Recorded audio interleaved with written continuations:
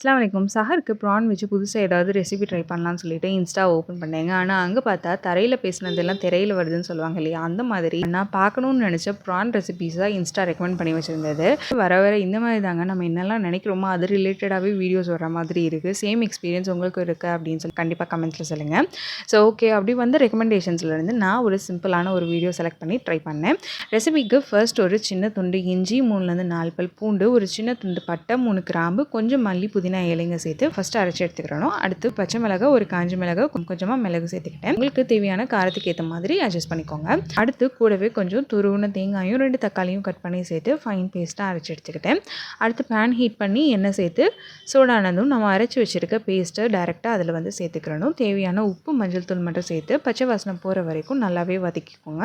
அடுத்து ஒரு உருளைக்கிழங்கு சின்ன சின்ன க்யூப்ஸாக கட் பண்ணி சேர்த்துருக்கேன். என் பசங்க கேட்பாங்க அப்படிங்கிறதுக்காக. உருளைக்கிழங்கு வேகிறதுக்காக கொஞ்சமாக தண்ணி சேர்த்து வெந்த உடனே க்ளீன் பண்ணி வச்சிருக்கிற ப்ரான்ஸை வந்து சேர்த்து மிக்ஸ் பண்ணிவிட்டு மூடி போட்டு வேக வச்சிட வேண்டியது தான். ஒரு 6லேருந்து 8 நிமிஷத்தில் ப்ரான்ஸ் நல்லாவே வெந்துருச்சு. ஃபைனலாக பாதி லெமனோட ஜூஸ் மட்டும் சேர்த்து இறக்கணும் அப்படின்னா சூப்பரான ஒரு சிம்பிளான ப்ரான் ரெசிபி டக்குன்னு ரெடி ஆகிடும். இதே சேம் மெத்தடில் நான் சிக்கன் வச்சும் ட்ரை பண்ணேன். அது இன்னுமே சூப்பராக இருந்தது.